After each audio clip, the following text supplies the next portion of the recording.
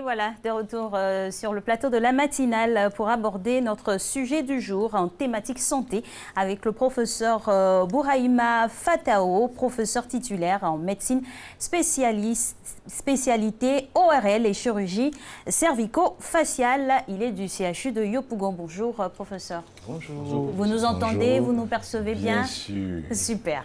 Sans classe, pas le cordonnier mal chaussé. Mais non, alors, avec vous, nous allons parler bien sûr des causes et facteurs à risque de la perte d'audition. Allez, vous connaissez le pragmatisme, vous avez certainement suivi avant de venir ici. Le pragmatisme, donc des questions claires, simples, pour que tout le monde puisse comprendre. C'est quoi une perte d'audition, monsieur professeur? Alors, une perte de l'audition, c'est la capacité pour quelqu'un de ne pas pouvoir entendre des stimuli sonores qui, normalement, sont perçus par une personne normale. Stimulus sonore. Qu'est-ce que ça dit? Stimulus sonore, c'est tout ce qui est bruit, tout ce qui est intensité sonore, tout ce qu'on fait pour pouvoir se faire entendre. Voilà.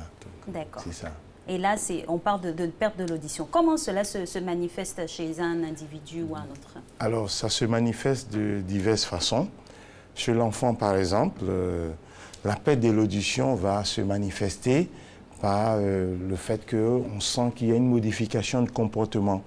C'est l'enfant, par exemple, qui ne réagit pas à la maison lorsque une casserole tombe et les parents vont s'inquiéter.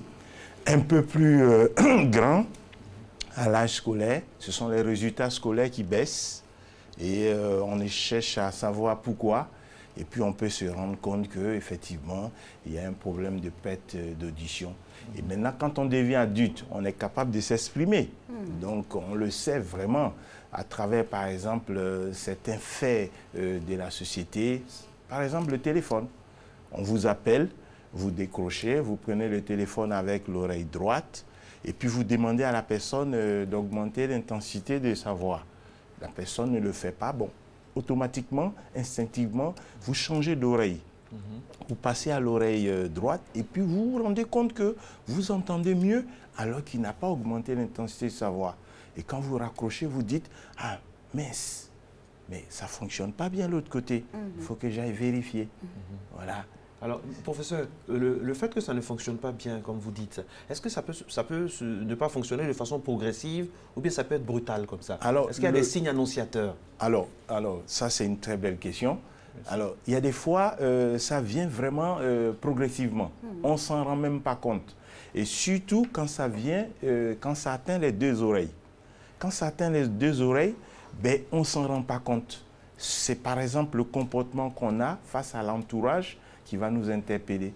Par exemple, le fait qu'on augmente le son de la télévision alors que les autres sont gênés par cette intensité, nous, on n'est pas gênés. Vous voyez un peu? Parce que nous-mêmes, on ne s'en rend pas compte parce que les deux oreilles sont atteintes de la même façon. Mais quand il y a un décalage, une oreille est plus atteinte que l'autre, automatiquement, on peut se rendre compte par le phénomène que je viens juste de vous expliquer. Voilà. Donc, mais le plus souvent, il arrive également des fois, et ça c'est beaucoup plus grave, où il peut avoir une situation d'urgence. C'est-à-dire que brutalement, la personne peut se retrouver avec une perte d'audition. Ça, il faut tout de suite aller à l'hôpital. D'accord. On a les pertes d'audition, on a les pertes aussi de vue des fois. Alors, parlons des pertes d'audition spécifiquement aujourd'hui. Quand est-ce qu'il faut donner l'alerte? À quel moment il faut donner l'alerte? Alors, il faut donner l'alerte le plus tôt possible. Est-ce qu'il y a des standards? Il y a des standards. Il faut donner l'alerte le plus tôt possible, surtout chez les enfants. Quand un enfant naît, actuellement, la pratique, c'est de détecter tout de suite les pertes d'audition à travers des techniques qui sont en train d'être vulgarisées. Et puis, c'est important que les parents, dès qu'ils soupçonnent qu'il y a une perte d'audition, puissent automatiquement réagir. Pourquoi? Parce que chez l'enfant, l'enfant n'a pas le langage acquis d'avance. C'est parce qu'il entend que le cerveau va développer le centre du langage. Si vous n'entendez pas, vous ne pouvez pas parler.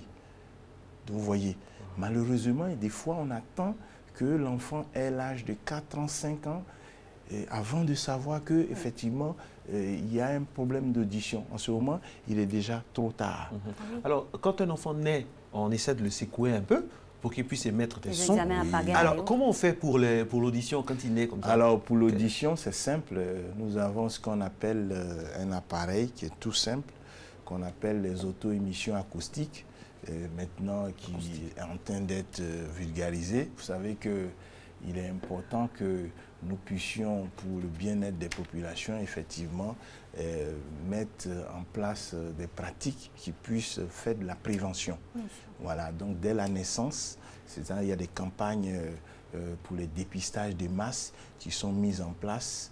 Nous avons une collègue, par exemple, professeur Tanon, qui est ORL pédiatre à l'hôpital Mère-Enfant, qui, je crois, pilote bien cette opération et qui passe par la sensibilisation du personnel dans les différents centres de santé où ils auront à leur porter cet appareil dès la naissance. Ça permet d'entendre les premiers cris des cellules qui sont censées capter les sons au niveau de l'oreille interne. Donc ça, c'est déjà un premier palier.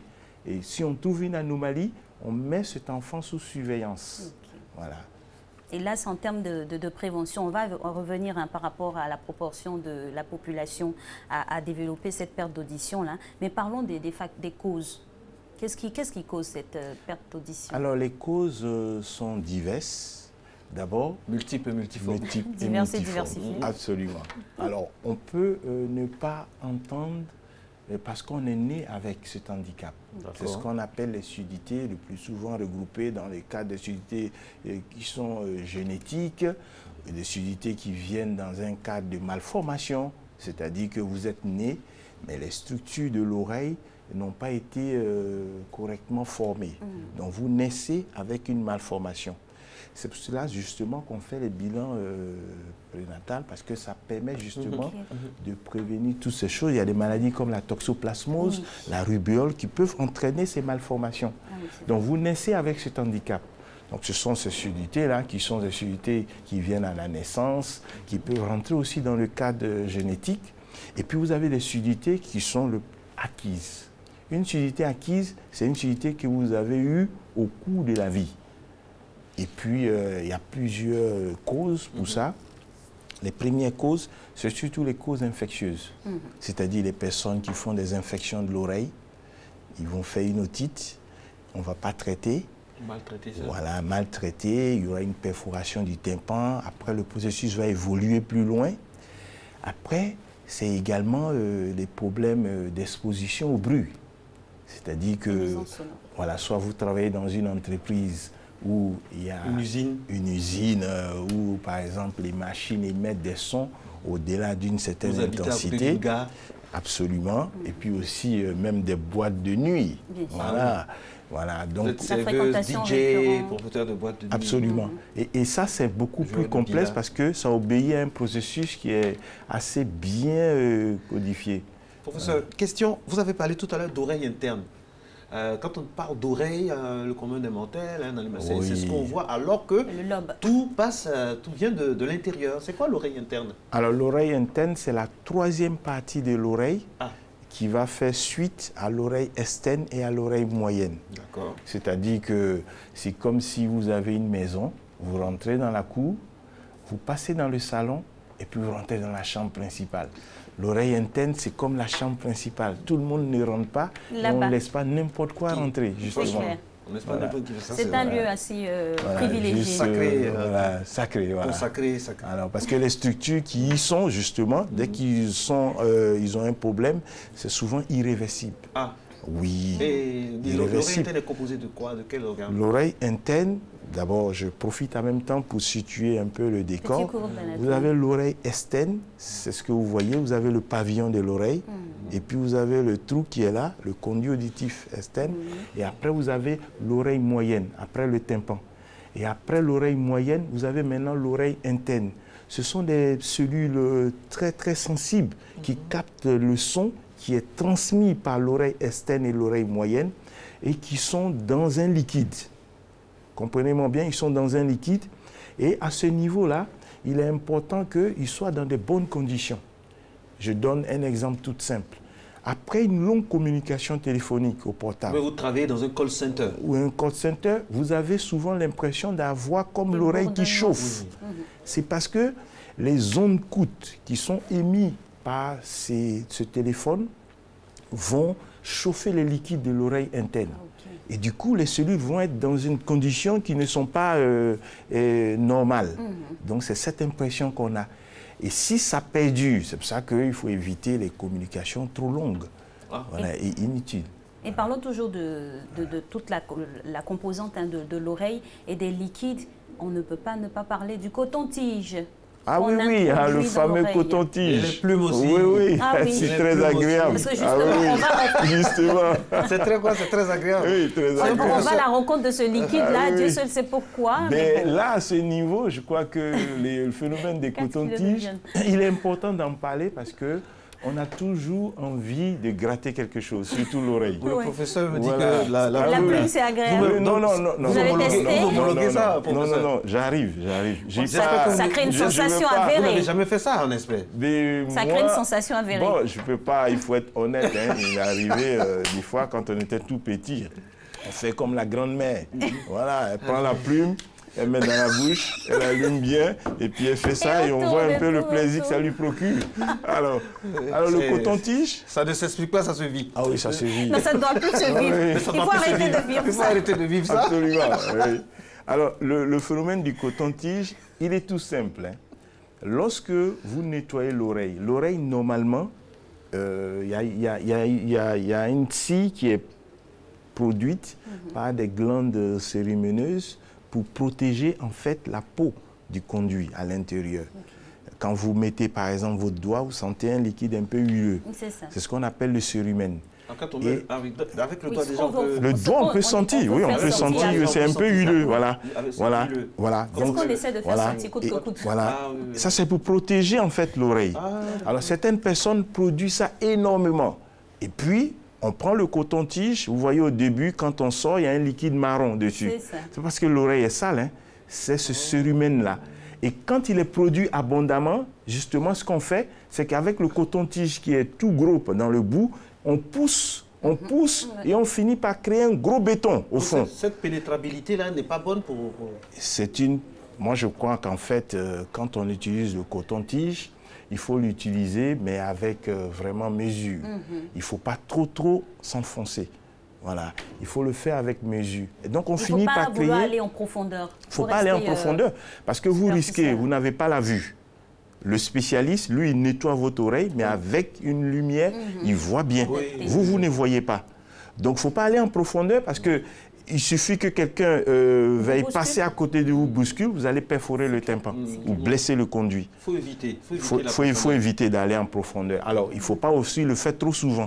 Parce que justement, bon, on peut le faire quand on se sent gêné. Après un bain, on sent qu'il y a un peu d'eau à côté. Il y a des personnes tatillonnantes vraiment sur tout ce qui est l'hygiène, tout le temps, le matin. Ça non, justement, plus vous nettoyez, plus le cérumen est produit. Absolument. Voilà. Donc, ça va bloquer complètement et créer un bouchon. Et ce bouchon-là va vous empêcher d'entendre. Il faut faire avec tact, quoi. Il ne faut pas trop brusquer l'oreille. Il ne faut pas être... C'est pas bon. Alors, quid des personnes, par exemple, qui ont des prédispositions, je ne vais pas dire prédispositions particulières, mais un travail, par exemple, la femme qui travaille dans un call center, qui chaque matin, ou bien l'animateur, ou bien l'animatrice, qui a une oreillette, où chaque fois on parle dans vos oreilles. Oui, mais là, je crois qu'à ce niveau-là, le call center en lui-même, ce n'est pas lui qui a un problème. Lorsque vous travaillez dans un call center, vous êtes obligé d'avoir soit un bouchon d'oreille ou bien un casque. Alors ce casque-là, quand vous le mettez pour une longue période, ça va créer ce qu'on appelle une macération au niveau du conduit. Puisqu'en fait, bon, le conduit, c'est de la peau. C'est fait pour être à l'air libre, pour être aéré. Vous mettez un casque, vous empêchez l'air de passer. Donc la sueur qui s'accumule, etc. Donc ça va créer ce qu'on appelle une macération au niveau du conduit. Donc c'est ça, c'est pour ça que souvent il arrive des fois où quand vous mettez le casque pour une longue période, vous avez cette impression d'avoir l'oreille qui est irritée. Et puis aussi, sur cette base-là, peut par exemple se développer une infection. Voilà, vous voyez un peu. On a mal à la tête, on a ici, on a des... Oui, parce que le casque justement ne doit pas aussi trop serrer. Si c'est trop, c'est sûr que vous ne serez pas à l'aise. Il y a des travailleurs, par exemple, dans des sociétés qui ne mettent pas leur bouchon. Ce n'est pas parce qu'en fait, ils ne sont pas conscients du fait que ça les protège l'oreille. C'est parce qu'ils ne sont pas à l'aise avec. Soit parce que ce n'est pas adapté, ça coince, ça fait mal, et ils préfèrent l'enlever. Alors, professeur, dites-moi, la question que j'aimerais poser, c'est le niveau de décibels. Est-ce qu'il y a un niveau de décibels? Oui, effectivement. Quand on est enfant, adulte ou... Oui, il y a un niveau de décibels. Vous voyez, les décibels, c'est l'intensité du son. C'est en fait le volume, etc. Alors, cette intensité-là, elle ne doit pas dépasser 85 décibels. Si je parle et que l'intensité de la voix ou bien un bruit qui dépasse 85 décibels parvient à l'oreille, Dieu a créé justement, parfaitement, un processus pour protéger l'oreille interne. C'est pour éviter que ce son aille à l'intérieur de l'oreille pour bousiller les cellules nobles internes qui captent le son. Donc il y a ce qu'on appelle le réflexe tapédien qui est la contraction des muscles pour bloquer ce son. Mais lorsque vous envoyez en permanence des sons, des stimulus sonores, ce processus finit par s'épuiser. Vous travaillez dans un environnement bruyant où le son dépasse 90 décibels. Vous finissez par épuiser ce réflexe de protection de l'oreille interne et ça finit par pénétrer dans l'oreille interne et ça va créer des dégâts. Là, ce sont les facteurs de risque pour oui, bien sûr, la perte de l'audition. Alors, comment protéger justement son oreille ou son appareil? Ça, c'est une très belle question. Oui. Parce que si vous avez quelque chose qui vous permet de pouvoir apprécier l'environnement, la musique et tout ça, ben, il faut protéger. Ah oui, entendre des mots doux à l'oreille, ça fait plaisir. Alors, pour protéger d'abord, la première règle, c'est d'abord de pouvoir... lorsque vous avez un petit problème au niveau de l'oreille, allez voir le spécialiste, ou déjà même le médecin. On peut faire un bilan, il faut se faire un petit bilan. À quel âge, à quel moment faire un petit bilan? Oui, on peut dire faire un bilan ORL, c'est un peu trop, c'est à la demande. Déjà même dans nos contextes, c'est difficile de faire même le bilan en général. Donc moi je pense que dès qu'on a un problème ORL, il est important d'aller voir le spécialiste. C'est-à-dire, on peut avoir mal aux oreilles. On a mal aux oreilles, ça présume un peu qu'il y a certainement une infection. Alors il faut aller voir le spécialiste pour qu'on puisse traiter éventuellement une infection qui peut se compliquer si on ne fait rien. Deuxièmement, vous avez un problème d'appréciation des stimulus sonores, des bruits sonores autour de vous. Il ne faut pas rester comme ça, il ne faut pas attendre que ça s'aggrave. Il faut aller voir le spécialiste, que ce soit votre enfant ou vous-même, il faut le faire. Vous êtes un travailleur dans un environnement sonore, bruyant, où les machines crachent du bruit matin, midi et soir, il faut demander des mesures de protection. Ça peut être le port du casque, ça peut être aussi, par exemple, le bouchon d'oreille. Il faut aussi aller plus loin. Il faut aller plus loin, demander à l'employeur de réglementer un peu les machines. Si les machines elles sont trop vieilles, il faut les changer pour ne pas qu'elles émettent des sons exagérés. Et même aussi, l'État doit participer. Il faut réglementer l'installation, par exemple, des bars, des boîtes de nuit, etc. Instaurer des décibels. On nous a dit que ça existait. Est-ce qu'il y a une législation par rapport aux décibels? Moi, je viens, je mets mes bâches, ça c'est pour une prière ou pour une fête. Bon. Moi, je pense qu'en fait, il n'y a pas de législation en tant que telle, mais il y a des règles quant à l'installation, par exemple, des usines. Voilà. Voilà, les usines. Pourquoi il y a des zones industrielles? C'est pour ça. Oui, c'est pour ça qu'il y a des zones... Il y a des zones industrielles. Mais malheureusement, vous savez, avec l'urbanisme, c'est plutôt les habitants même qui viennent qui vont trouver la zone industrielle. Ou l'inverse. Ou l'inverse. Mais là, c'est une façon frauduleuse. Vous savez, on est des humains. Qui viennent dans des quartiers résidentiels. C'est ça. Alors, parlons du troisième âge maintenant. On a trop souvent tendance à dire que quand les personnes avancent son âge, l'audition diminue. C'est vrai, c'est un mythe. Ça, c'est une réalité. Ça part du fait que l'oreille que nous avons, j'ai parlé tantôt des cellules nobles qui sont dans l'oreille interne, ce sont des cellules qu'on ne peut pas renouveler. Les cellules, à partir de l'âge de 20 ans, meurent. Ils meurent chaque jour, il y en a qui meurent. Il y en a qui meurent. Et puis, au fur et à mesure que vous avancez en âge, votre audition physiologiquement baisse. C'est comme la vue. C'est comme votre vigueur physiologiquement baisse. Eh bien, arrivé à un certain âge, c'est normal que vous ayez une audition qui soit plus faible que l'audition d'un adolescent. Voilà, c'est ce qu'on appelle, dans notre thème scientifique, la presbyacousie.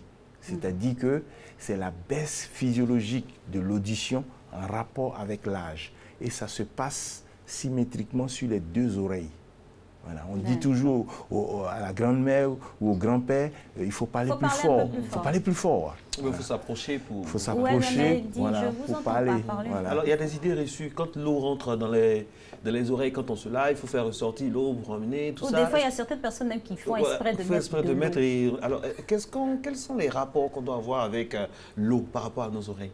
Alors, le rapport qu'il faut avoir à l'eau, c'est pas natation, plongée sous-marine. Normalement, l'oreille doit être étanche. Si elle n'est pas étanche, c'est qu'il y a un problème. Mais c'est bien étanche parce qu'en fait, il y a le tympan qui empêche l'eau de passer dans les structures moyennes. Donc, à ce niveau, il n'y a pas de souci. Comment s'il y a un problème, vous se comporter par rapport à nos oreilles, par rapport à l'eau? Alors, quand vous vous lavez, quand on se lave, quand on va à la piscine, quand on a nos enfants qu'on fait laver, le bain, quand on est en position, les positions diffèrent parce que quand on prend une douche, par rapport à quand on est dans le bain. Oui, voilà. Je crois que normalement, on n'a pas besoin de prendre de mesures. Mais lorsque vous avez un handicap au niveau de l'oreille, c'est important de prendre des mesures. Par exemple, vous avez une infection de l'oreille. On ne va pas vous conseiller d'aller nager. Parce que déjà, vous allez encore irriter l'oreille. Il y a l'eau qui rentre. Et l'eau, la piscine dans laquelle vous baignez n'est pas une piscine qui est hyper propre. Bébé, voilà. Le bain du bébé, on peut laver le bébé correctement. Il n'y a pas de souci. Il y a des mamans, des tantines qui lavent qui ont une tactique les oreilles. Non, mais justement, il ne faut pas s'acharner à ce niveau. On voit l'enfant, on va nettoyer partout, on prend chaque jour les cotons-tiges. Une fois qu'on a nettoyé l'entrée, ça suffit.